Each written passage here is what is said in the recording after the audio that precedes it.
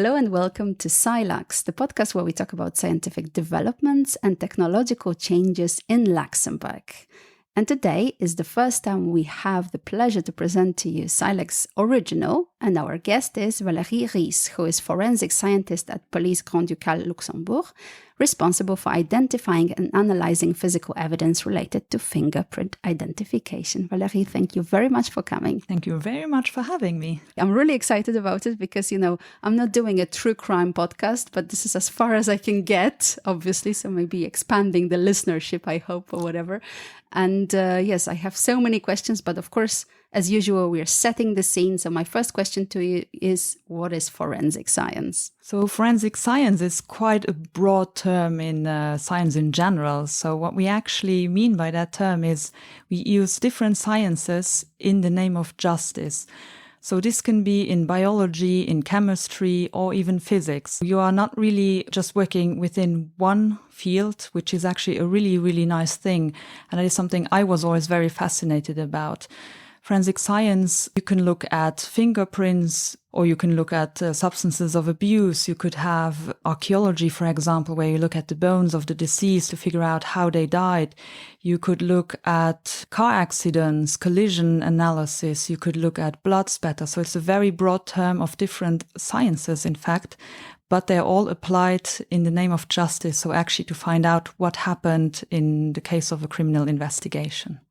And there is an elephant in the room, so I have to mention it already. Maybe not an elephant, I should be using some other comparison. But anyway, there is a problem with this science in forensic science because unfortunately it's so present in our popular beliefs that people treat something as scientific when it's not because of all the series, right?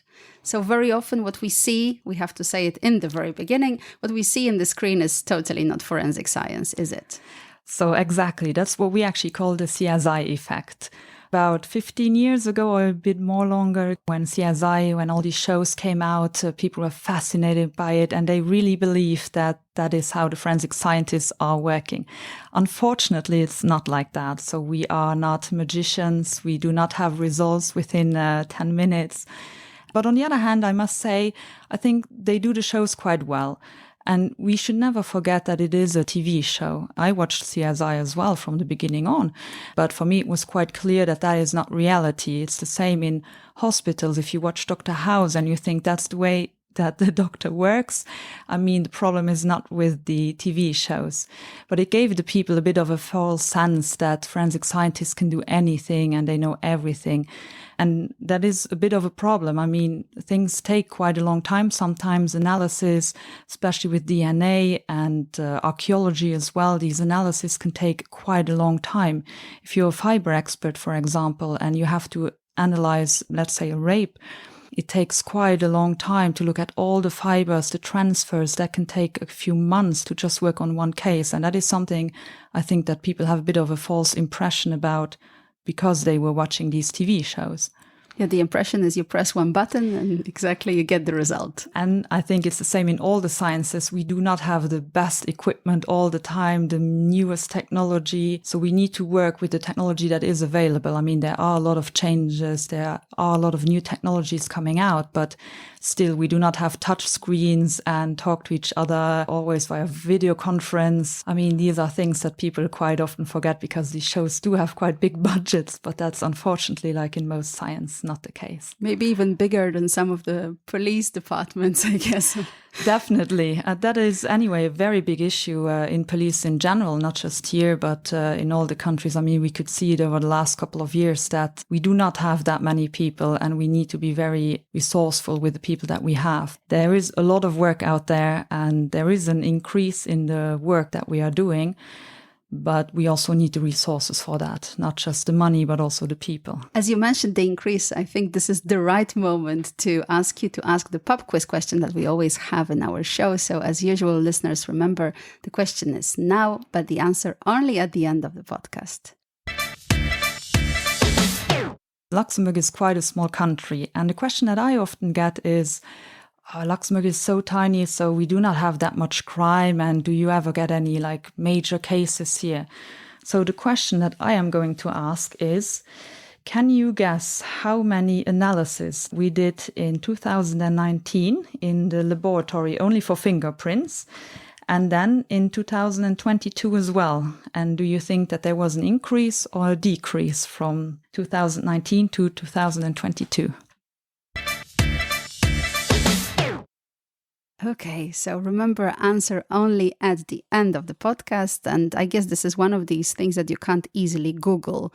So, because I'm always afraid that when we ask a question, I say listen until the end, people will just find the answer and stop listening. But here, I think we're going to talk about something that most of our listeners will not know about. So it's very good that you asked that question. Coming back to your work, you said you're a fingerprint expert. And what does that really mean? I know that there are different steps. I know you have to have a validation. There is the risk of bias. There is the risk of contamination of data, loads of different things, loads of risk and loads of problems. But let's start with just step by step. Let's say you wake up in the morning very early, I already know, and then you go to the lab. Is that a good assumption? Yes. We have quite a lot of cases that we are working on and even need to work simultaneously on a couple of cases. So we are a few people working in the lab together to reveal fingerprints on various objects. What we do is that we separate the work between the 4 people a little bit to distribute it. And a normal day, we then check on our online system what kind of cases are available. We assign the next case to us. And then we head off to the lab, and it depends on how big the case is, how many objects we need to analyze. And the thing is, every case is different. So it can be that we have just a few bottles from a break-in. It can be knives that we need to look at. It can be an entire door that we need to look at for fingerprints. So you never know what kind of objects you will get and how much work you will have. Normally, we spend quite a few portion of our time in the laboratory doing the different analysis. But because we are working with fingerprints, we spend also a very big portion of our time in the photo studio, because each of our fingerprints that we reveal, we need to photograph, and they need to be at a certain size so that for the next step is giving it to the next colleagues who are working in the AFIS, which is the automatic fingerprinting identification system. And that is where they do the actual comparison of the fingerprints with suspects or people in the database. And that takes quite a lot of time. So each of these fingerprints need to be photographed separately, and the whole process in Photoshop or whatever tool we have available takes quite a lot of time. And then, of course, we have to do all the proofreading and checking each other's work as well. We've just been through the accreditation, the ISO 17025, which all fingerprinting lab in Europe need to have. So we need to do constant controls of our methods. Are they still valid? Do they still work? The solutions that we prepared for our analysis. So that is also a very, very big part of our job. So we don't just do casework all the time, but we also need to stay up to date with our accreditation. And it's very important that you mention it, because, of course, we all know about cases where the forensic expert was called in and said, yes, this is definitely the culprit, and then it was not, right? I mean, there is a lot of problem of just human mistakes as well. Exactly. And it used to be also here in Luxembourg that the same people who go to the crime scene, so the crime scene technicians, they would also do the analysis afterwards of the objects that they recovered in the lab, and then do the analysis in the AFIS system. So you would have actually the same person working on the entire case, and actually to avoid a certain degree of bias or to have certain controls in between, this was separated. So we have a completely different team that goes to the crime scene and actually recovers all the evidence. And then our team in the laboratory, we very rarely go to the crime scene, only for certain special occasions. And even within our team, we have people who do fingerprints, but we also have people who do biological substances. So that could be anything from semen to saliva analysis or blood spatter. We have people who do shoe impressions. We have ballistics. And this is done all by different people just to assure that we do not get into trouble as some people have in the past. And I think that is an important part, to make sure that the quality stands above everything. How do the fingerprints get delivered to you? So what's the process like? How are they collected? Okay, because I kind of course, have my ideas, but probably they're very much not close to reality. So I know that, of course, when we talk fingerprints, we have different types of fingerprints. These may be the ones that are visible or invisible or 3D. That I kind of get. But of course, the biggest problem is the ones that are latent, right? So the invisible ones. And then you have to apply something to get it. So what's the process? Walk me through that. We get different objects into the laboratory and we are looking on those objects for fingerprints. So these, as you just mentioned correctly, latent fingerprints. To reveal them, to make them visible for our team afterwards to do the analysis in their APHIS program, we use different analysis. So that depends on what type of objects we're actually getting into the laboratory. We make a difference between porous and non-porous substrates. The main difference is actually that our fingerprints, we have different glands, like on the entire body, that secrete fat, amino acids, different fluids. And depending on what kind of substrate we have, different components of these glands will stay on the surface. Porous surfaces, of course, they absorb these secretions. And in this case, we rather talk about amino acids. So they will be incorporated into paper or cardboard, for example.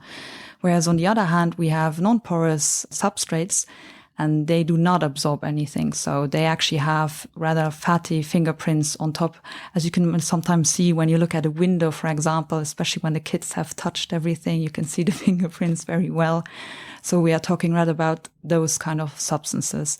And based on that, we actually then take a decision on what kind of analysis we will be making. So of course, we can't just apply anything that we want. These have been validated. We have done our accreditation. So we've been through the whole process of making sure that these methods also work and that the solutions that we've prepared, that everything is up to standard. And we need to make regular checks so that we will never have a case where we use an expired solution or things like that. So that is also a very, very important part. So it's not that the fingerprints weren't there, but maybe the solution is expired or our machine didn't work.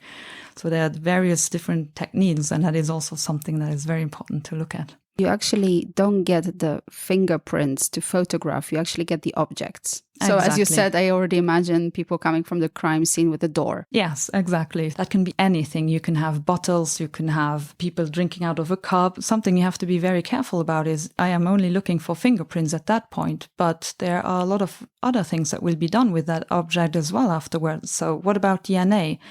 For a bottle, for example, if you would drink from a bottle, it's maybe more important to collect the DNA swab at the top of the bottle and look for fingerprints on the rest so you do not harm another analysis afterwards. And that is also very important to talk to the other experts and to not just focus only on the work that you are doing. It sounds sometimes very simple that you just get an object, okay, you look at what kind of material is it made of, and then you choose your method.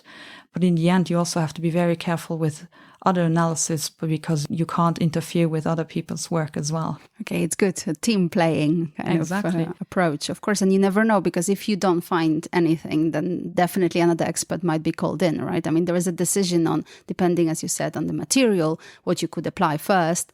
But yeah, there might be more steps. And you never know what exactly happened on the crime scene. And that is also important to have that certain degree of bias. You have not been on the scene, so you don't exactly know what has happened. So it's for the person who is actually leading the whole investigation to call in all the different experts so they can then have a meeting and then decide on which objects, what is going to be done. And that is, especially in major cases, if we're talking about murders, it is the way we actually do it. We're coming back to the powders that you applied. As you said, you can't just randomly choose, okay, they are accredited, they are working, but it's not one powder for all, right? Because you said there are different surfaces, so you have to apply different techniques. What I understood is that if it's, I guess, the door probably or glass, then it's going to be a substance that then you remove, right? And then you take a picture or not exactly. So that depends. The crime scene technicians, they do use a lot of powder on the crime scenes themselves. So if they have, for example, fingerprints on a window, as you just mentioned, they can't They will always not remove the window, I hope. Exactly. And people wouldn't be too happy about it if the investigation takes a bit longer and they don't have their window. Wouldn't be great. So they use a lot of powder on the crime scene because it's just a technique that you can use on the crime scene, and it's quite effective as well. For us, we don't use powders that much in the laboratory because we have techniques that are more performant. For example, the cyanoacrylate fuming technique. Super glue. Super glue, yes. Exactly. And it's literally not more than that. It's just made out of cyanoacrylate, which is actually the component inside of it. And it's just getting heated. So we have actually fumes that evaporate. And due to the humidity in the chamber, they will react with the humidity in the fingerprints. And you will have a very nice polymerized white fingerprint on top of your surfaces. So you heat it up and you have like a spray type of thing that you apply, or how do you apply this super glue? Because, it's still super glue, right? So we actually have an entire fuming chamber, and nowadays it is much more sophisticated. Back in the days, back when I was at university as well, we used a fish tank, and you just use the normal heater to heat it up. And you have to be very careful because the fumes are quite corrosive, so it's not very good to inhale them. So nowadays you have an entirely closed fuming chamber. You heat it up to 120 degrees. And from about 110, you have the cyanoacrylate that actually starts to evaporate. You also have water in the chamber to get a certain degree of humidity that you need for the analysis to work. And during the polymerization phase, you can actually watch and see how your object slowly starts to get white. And the polymerization only takes place on the fingerprints, but you also need to be a bit careful.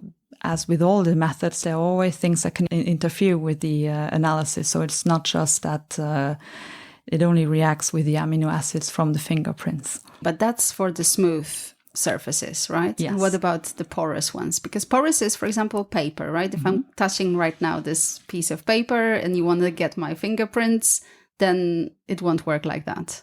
You will not put it in the chamber there with the substance. Exactly. So there are different methods that you can actually apply. The main or the most popular at the moment is indent dye-on. And that is actually a very useful technique because beforehand they had ninhydrin, which is a very similar component, which actually colors the fingerprints purple, and it's called Ruhmann's purple that actually has been formed. So you can see the fingerprint quite well, but the indent dye-on also has some fluorescence dye in it, which is actually really great. So you can see the fingerprints already a bit more in a pinkish color. But if you use a crime scope, for example, you have different wavelengths that you can use. And you can actually reveal the fingerprints in fluorescence, which is really nice because it takes the entire background away. So if you have a fingerprint on top of a text or let's say a colored picture on a paper, you actually do not see the picture in the background, but you only see the fluorescence of the fingerprint. And once again, you take a picture of that and then you analyze it. So we take a picture of the fingerprint after we've revealed it of each single one, and then we will give it to the next colleagues to do the analysis or the comparison at that point. And now when we move on to the comparison, I know that you're not the one doing the comparison, but you are checking the work. You have to know it too. You had to study it too, right? So for sure you're an expert here too, definitely more than me. So what were we talking about is that when you have a fingerprint, right, you have those lines for the lay people, but these are ridges, right? Exactly. And you call furrows the valleys in between. So we actually make the difference between 3 levels of the characterization of the fingerprint. Level 1 would be the general pattern, for example, just an arc or whirl. So if you look at your own fingers, you can already identify the general pattern of your finger. Then you have the level 2, which are, if you look a bit more closely, you can see that some lines, they stop or they suddenly merge into 2 lines, and these are called minutiae. So these are small little details that vary from each finger, from each person to person. And then you have the level 3 details, and that are the pores. So there you have to look very, very closely, and you can't really see that with your eyes, but these are even the more details that on your fingers. And we are sure that every single fingerprint is unique. So there are no 2 other people having the same. Everyone has different fingerprints. So in DNA, that was a question that came up quite a lot as well, is that twins do have the same DNA, but they still have different fingerprints. So you will be able to differentiate between twins with the fingerprints, but not the DNA. When you're comparing the fingerprints, you're not really looking at each and every ridge, are you? There are points that you kind of identify or not. You are looking at every single point on the fingerprint, but we always need to remember here that you very rarely get a nice, proper fingerprint where you have hundreds of details in the fingerprint pattern. So you often just get partial prints or smudged ones, but there are standards, a minimum of details that you need to have And the minimum is to have 12 details on the fingerprint in addition to the pattern. So it's not just a decision that the examinator can take himself. And there's also, of course, always the cross confirmation from a colleague. What I understood is that there are two main challenges with all this, except for getting actually the fingerprint, so that there are those 12 points. One challenge is that you can never know when it was left. It's not that if it's there, it actually means that it was during the crime that someone's left the fingerprint. At the moment, we cannot date a fingerprint, and that is also a challenge for certain methods that are being used. So the older the print, sometimes certain methods do not work that well. The fresher the print, the easier normally it is to reveal a fingerprint. But it depends on the crime scene as well. I mean, if we're talking about a break-in and we know when it happened or between what time it happened, and you find the fingerprint of the perpetrator, except if he had any reasons to be there or can explain it in a different way, you do have an idea of when the fingerprint was left. But the perpetrator has to be somewhere around. So this is the second challenge, meaning either you have him or her in a database or you have suspects. Right? It's not that every single person on earth has left the fingerprints and it's in the database. Although I know that the FBI's database is the biggest one in the world, but fortunately or unfortunately, they don't have all the fingerprints. We do not have all the fingerprints, and that is the same in Luxembourg. We have a database with suspects, and a lot of countries, they are also having database with people who work, for example, for the police or who attend the crime scenes, the paramedics, and that is more to eliminate them. And that isn't any form of... So you are in the database? I am in the database, yes. And same for DNA. Because I can contaminate. I mean, it hasn't happened, but you never know if something slips out of your hand in the lab, and you need to always make sure that you can control as much as possible what is happening. But to have an elimination database is actually a very good thing to take people out of the system, because we have a lot of not identified fingerprints in the database, which probably belong to firefighters out there. And we should never forget that we actually have the Prüm Convention. So these fingerprints are being sent to most of Europe. Most of the countries are taking part in this convention. So these fingerprints are being sent and they are compared to their database. And you might be then a suspect in a break-in or even a murder because you attended a scene. But as a firefighter, you had an actual reason to be there. A lot of people are quite wary about these elimination databases because they always think that the police can control their DNA or their fingerprints. But that's actually not the case. That's good you mentioned that. I think it's an important point. And then another important point, I think that there are way more challenges than the two I mentioned. But the challenge for Luxembourg, loads of challenges, but one I see is the fact that, well, we're still a small country and you can't have 20,000 experts in the crime lab, right? So what do you do then? You consult experts from abroad? So we do consult quite a lot with colleagues from different countries. I mean, we are attending conferences, we have regular meetings with the neighboring countries anyways, and we have a lot of conventions where we can help them, they can help us. So, I mean, that is something that has been going on for quite a long time because we are so small. And if we are talking alone only about robberies, I mean, it's so easy. If they break in here, within 5 minutes, they're in a different country. So, and that is quite a challenge. So if we do not have these conventions with different countries, we would have quite an issue. But we do that with a few different areas in forensic science. For example, at the moment, we are not doing any fiber analysis, and which is actually quite a useful tool. And we are planning on building that up here in Luxembourg. But at the moment, for fingerprints, we are 4 people in the laboratory, and we are trying to build the fiber part up from scratch, which is quite a big challenge. But we consult experts from outside also to help us build this up.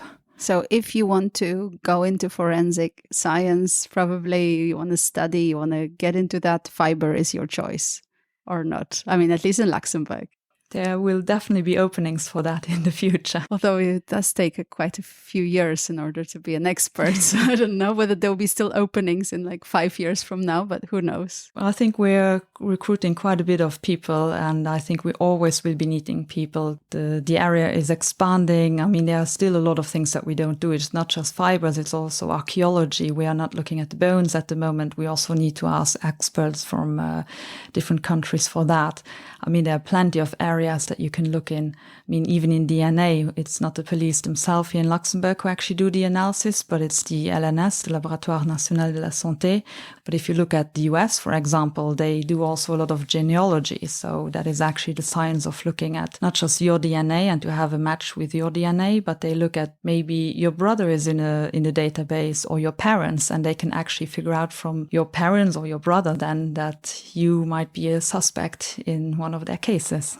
You mentioned DNA, so that's the other elephant in the room, I have to say, at least from my understanding. It seems that right now that we can make those analyses, everyone is like, okay, DNA is there, clear case, solved. You're saying yes.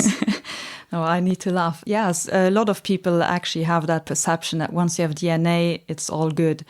I mean, the analysis have become really, really performant in recent years in DNA, and we've have a lot of cold cases that they reopen and they do actually find the suspect. But DNA is not a god. I mean, you always need to look at all the different evidence that you have, because you never know if a person has had a reason to be there, especially if we're talking in family murder. People have been there, their DNA will be in the same room. They don't deny to be there. But if you have their fingerprints on the murder weapon, or you find other traces, or even if you discover a body and then you find fibers there, you do have also a lot of value for your investigation. And it's not just about the DNA, because you will not always find DNA. And that is an issue we sometimes have with not identified victims that we find that are already quite decomposed or in a mummified state. You are not always capable of actually extracting their DNA for an identification in this case. And is this when you try to reconstruct the fingerprints? Exactly. So when we have non-identified victims, we try to find a way of identifying them by any means. If they're already mummified, it's really difficult to take their fingerprints. So we actually try to figure out a way to restore the fingerprints, to actually give them the fluids back inside. And that's a process that takes a month or two. It's quite lengthy. And once we actually get to the point that we restore the fingerprints and we can actually take the print, what we then do, this doesn't sound too nice, but we take off the external part of the skin of the fingerprint, and we actually put it on our own fingers, wearing gloves, of course.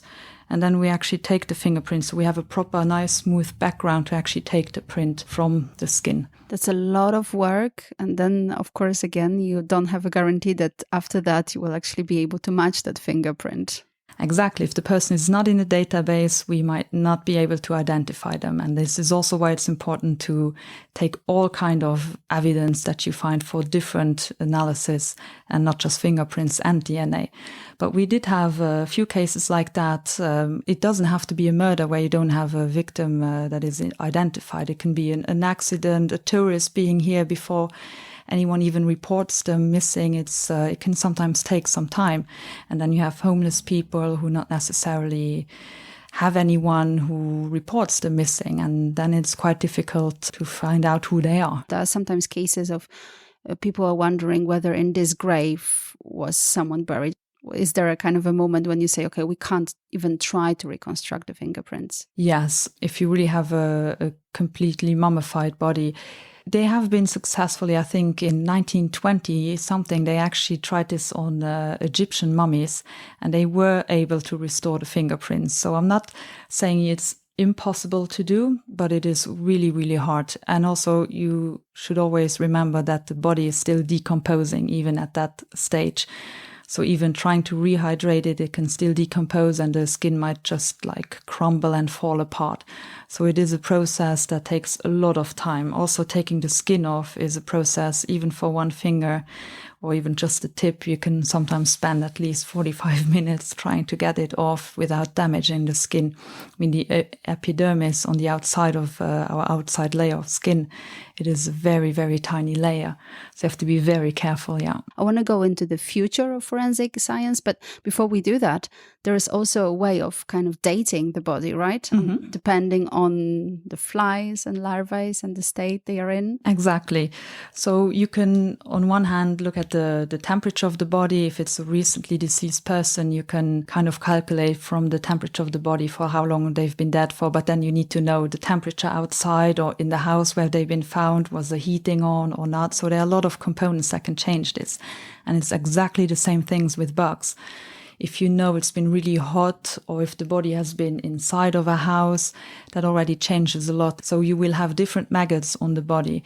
But if you take the maggots, you can actually rear them to their final stage and calculate by the time that they need to grow to that stage for how long the body has been lying there. And do you have a bug expert lab as well, or we do in not. this case, you're also asking experts abroad? We are asking experts abroad, but this is also one area for the pathologists who are actually performing the autopsies. Mm-hmm. They will call in experts. Okay. And now, hopefully, the future is, let's say, less picturesque, if I can use that word, in the sense that I'm always thinking, AI analysis and different systems and different ways of figuring out stuff. So tell me if I'm wrong or not. What's the future? I think we still have a lot of development to do in forensic science. And I think it's one of the sciences that isn't as developed as other areas, such as in biology or chemistry, because it's such a vast area and it is more used in policing. But here in Luxembourg, I think we still have a lot to look forward to. I mean, there are many areas we can still explore. We are using a lot of external experts, and I think we have the potential. We have people who are capable of doing this. You don't have to be a pure forensic scientist to go into forensic science. We have biologists working with us, chemists working with us, and all these different areas. And I think that's what makes it actually a really nice field. You don't just work with people who have done the same thing as you. We are very diverse, and that is actually really nice. And what about the developments in fingerprints? Any new methods around the corner? Anything that you're using only recently? Yes, we actually started using VMD, which is vacuum metal deposition. And we are working together with a laboratory from Germany and also Switzerland and Austria to have a better performance of the actual method. And we actually only started using it last year, so it's not accredited yet, but as soon as it will be, we will definitely use it on cases as well. So how does it work? You take a metal, I understand, like gold, for example, mm-hmm. right? I don't know. In Luxembourg, probably it's gold. Maybe only in Luxembourg. You put it on the fingerprint under a vacuum or not? Yes. What's the process? So the point of having a vacuum is that the evaporation of the metal, so we actually heat it. So the gold has to evaporate. And the idea is that it's really going everywhere onto your surface. So you don't have a concentration of gold only on a certain part. And your fingerprint will be entirely covered in gold. And on the fingerprint ridges, the gold will agglomerate, so we will have bigger pieces actually of gold, whereas in between, in the furrows, you only have a little amount of gold. And you need to do a second metal evaporation, so it's not just gold. And we use, at this point, zinc for the evaporation of the second metal. And that will actually form a complex with the gold in the furrow. So we actually have a nice difference between the zinc, which is more of a silver color, and then the gold with the gold color, obviously. And you can properly see your fingerprints. That must be beautiful as well to see. It's a pity that it's just like, okay, photo, next. It's very, very beautiful. There are different methods that you can use, even silver. And we're doing a lot of research into what kind of metals that we can use on different surfaces, because sometimes you get surfaces that aren't quite 100% porous or non-porous, so you're more in between. Same as fabrics, it's not that easy to recover fingerprints from fabrics, and it is also something where this method is actually quite useful for. Okay, so that's yet another idea, and I'm sure there are loads of ideas coming, especially in fields that we can't even think of right now, because science is developing so fast. But also, I think here it's constant training and constant consultation with experts, because it's just so many different ways and so many different methods that you have to actually learn to use, especially if you're a small lab. Exactly. And I think it's very important to attend a lot of conferences, and that is something that we are quite happy to do, and also that we even have the opportunity to do that. And We are going to conferences not only here in Europe, we're working quite closely with our German neighbors. We have conferences even overseas in the United States. And that is something that is very, very important, not just for your own field, but I think it's important to be updated not only in fingerprints, but in different areas so that you know how you can improve the way we work here to work better with other fields, and to just see where the development is going and what will be the future, and that you know what will come to you and how you will have to adapt to that as well. It's not just a job where you will stay constant. Now you know how your methods work and that's it.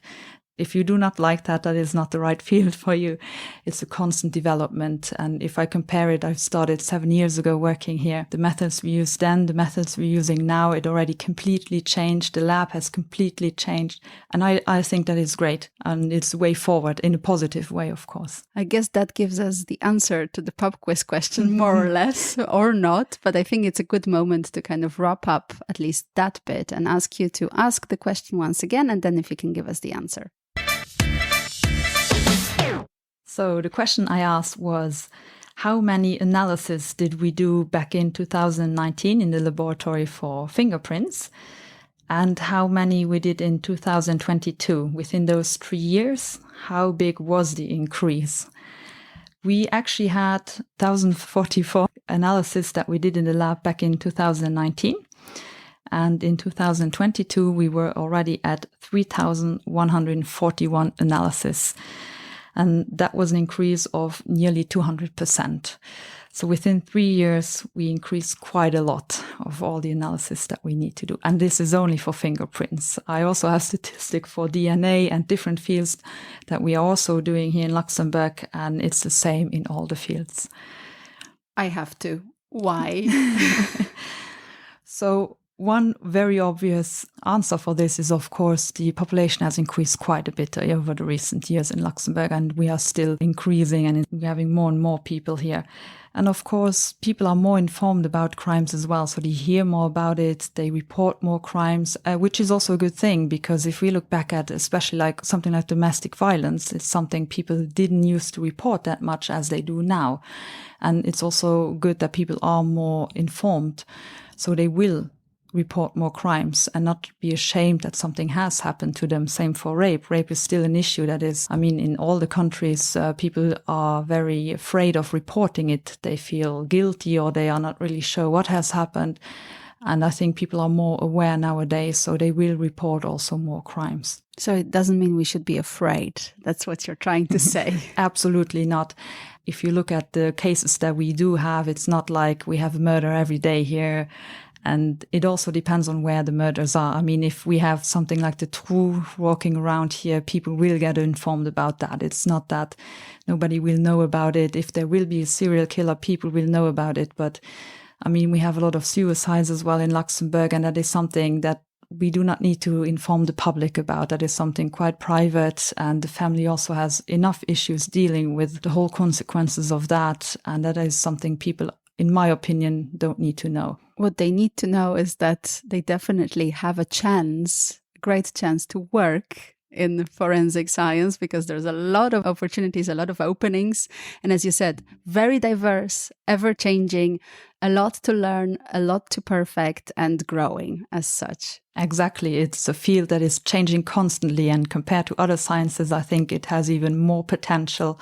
Still a lot of growth to do, and that is fantastic. With this positive attitude, it's not very easy to be positive about forensic science, I have to say, because if we get into the cases and then the imagination starts working. But I wanted to finish on a positive note. And thank you very much, Valérie, for today. It was really interesting. And yes, keep up the good work. Well, thank you very much for having me. It was great. Thank you. This is it for today. Don't forget to subscribe, to follow us, to check what we're doing on Twitter, LinkedIn, Facebook, Instagram, social media in general. And of course, if you have any suggestions for future guests, we're always open to listen to you. This was Silex, and my name is Hanna Siemaszko.